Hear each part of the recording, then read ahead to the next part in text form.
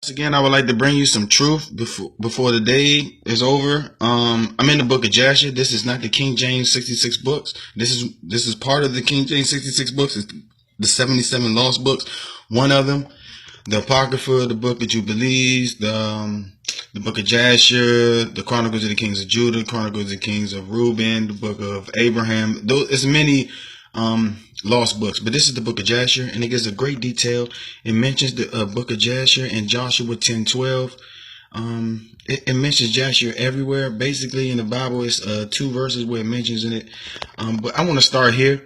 Now, the reason why I'm in chapter 10 is because chapter 9 covers the Tower of Babel. Now, everything before the Tower of Babel was basically Noah before the flood and after the flood.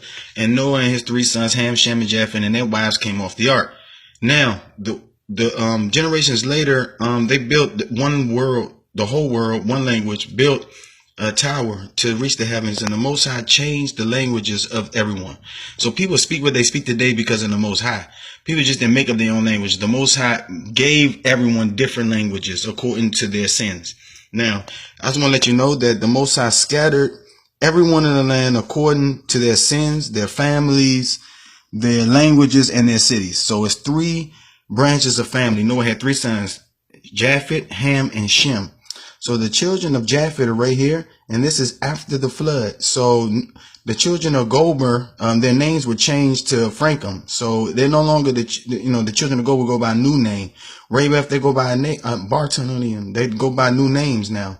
And remember, each one of these languages, even though this is children of Torah, another kid of Japheth, each one of these people speak different languages. These are different types of people. The Most High changed it. On the tower, these people were killing each other. So everyone went into their own lands. All right. So like I said, not only did he change the language, they go by different things now. Like this is the Germanians. They got different names now. The Meteors go by the Orium. Everyone has different languages. But all this is the children of Japheth. All right. And they were dispersed into their own lands. North, it tells you where it was. Some of them went north, and some of them went and dwelled by the great river. So they split, and their languages split. Now, that's just the children of Japheth. I'm here to focus on the children of Ham. All right? Now, Noah said, "Cursed be Canaan." So all Canaanites are cursed. Not the Mazaram, not Cush, not Put, but Canaan is cursed. Noah cursed the children of Canaan. And you'll see that the Most High come and destroy the Jebusite, the Hittite, and all throughout, because the Most High is giving the land of Canaan to the Israelites, or the Abraham, the Hebrew, his descendants. So we got to come in and kill all Canaanite. That's how they curse. And you could tell they was cursed because 4 men from Ham ventured out and created the 4 cities, starting with all those 4 wicked cities. The reason why I brought you here so you can understand the bloodline of Ham. Now, the firstborn of Ham was Mazaram, and I told you that he had all these kids right here. 7 total kids, and 2 of the kids married within each other, like they intermingled and intermarried and had more kids, another 5 families. And all of Mazaram is in the brook of Egypt. All right. So when you see Egypt, that is the children of Mazaram. Canaan is, of course, where Israel is today and where Israel was going to be before, the land of Canaan. So it's the children of Ham. So I want to explain who Ham is. All right.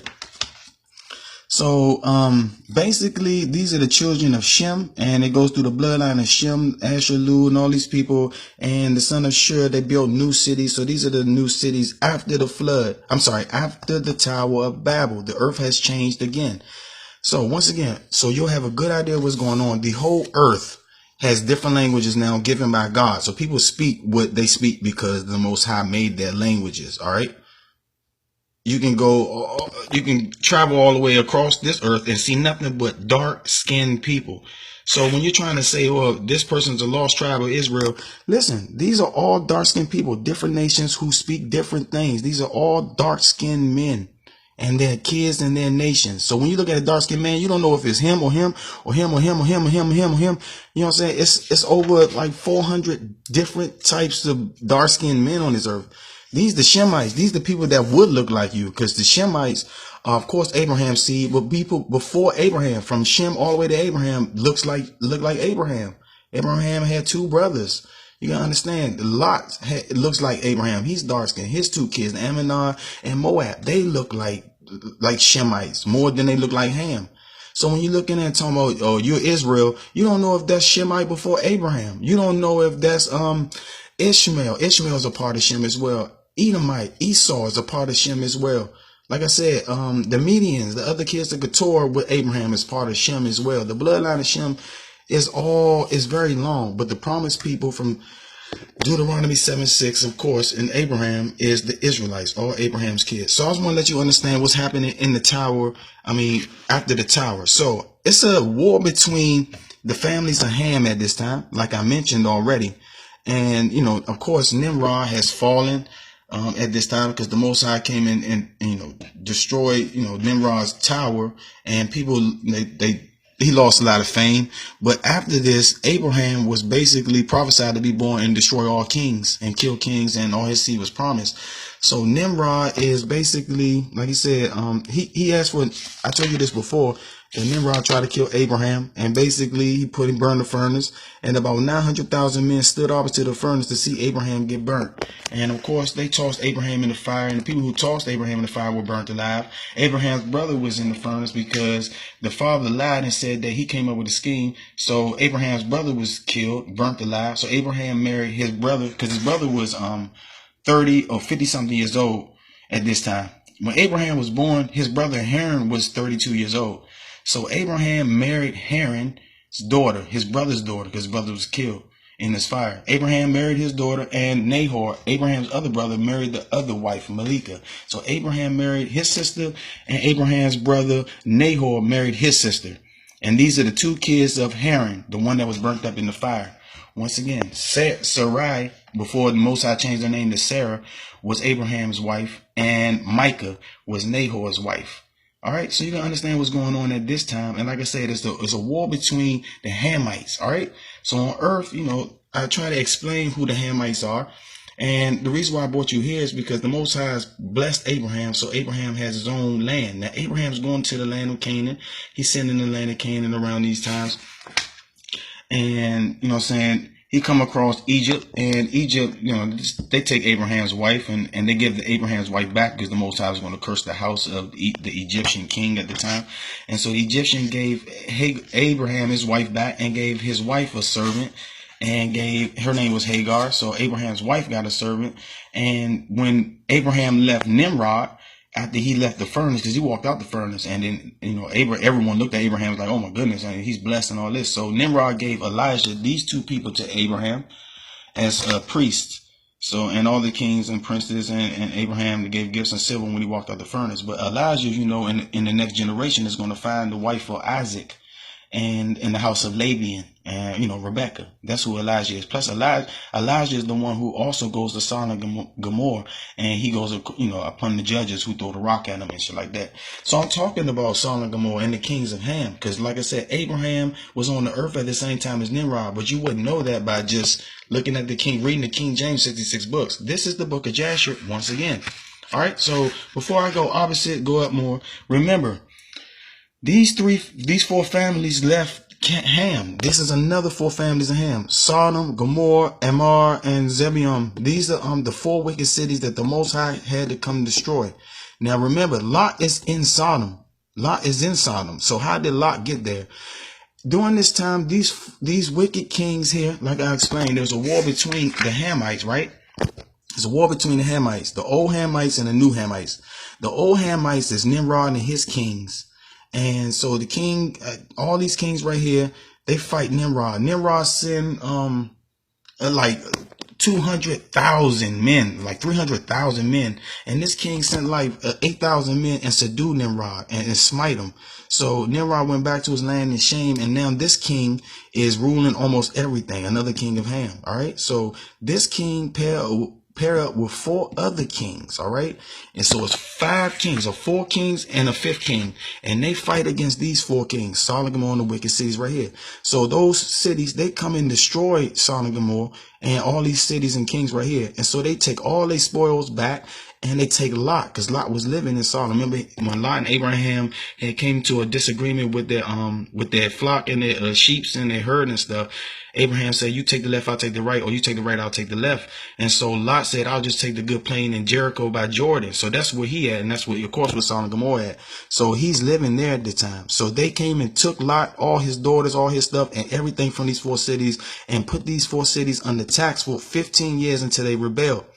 All right, so Abraham got wind of this. One of these people escaped to Abraham. Abraham took 300 men up there and destroyed those kings and freed those 4 kings I was talking about, the kings that destroyed Nimrod. He destroyed them and freed these 4 nations. So Abraham told them, gave them instructions on what to do with Lot. That's why Lot could be in Sodom and Gomorrah, because if a man come to Sodom and Gomorrah, I told you what they would do. They would kill him. So how was Lot and his daughters already there? It's because he went that way. Remember, Abraham is blessed at this time.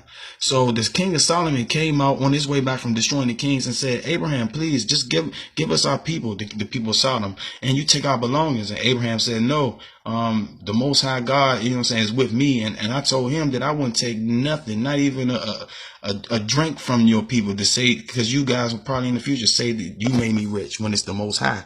And Abraham out of his mouth called the God of Israel the Most High God, who created heaven and earth.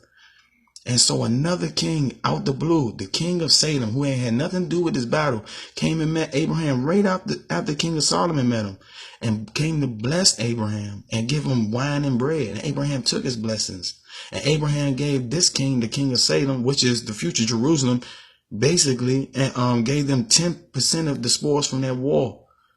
Anyway, so I brought you here so you can understand what was going on in this time, so you can understand who the Canaanites is and who Mizraim is, who Put and who Cush is. All right, so Mizraim is Egypt. It says it's Egypt. All the families in Egypt. All right, so I want to tell you about Egypt. That's why I brought you here. I'm gonna tell you something you probably didn't know about Egypt, and I don't know if the people would tell you about Egypt. So in Egypt, there used to be kings in Egypt. There used to be a king in Egypt. All right. And so in Egypt, the custom in Egypt basically was the king would come out one day of the year and put judgment on everybody. So for only one day you could see the king, and other days he wouldn't come out. He'd stay in his palace. So this one man named Rakion, whatever his name is, he went to Egypt to try to, make himself something, eat food, feed himself. And so he tried to sell seeds, and it didn't work. The Egyptians took his stuff and left him with nothing. So one day he came up with a plan, because he couldn't sleep, couldn't rest, and he hired 200 soldiers or 200 men and put them in front of a graveyard and told them that the king said, you can't bury no one here without 200 pieces of silver.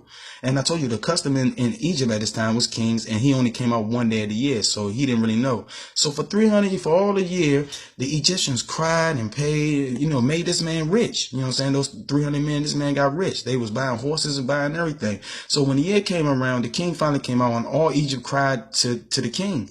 It's like, how is you taxing us? Because they already getting taxing the living, but they said, how are you going to tax us for the dead?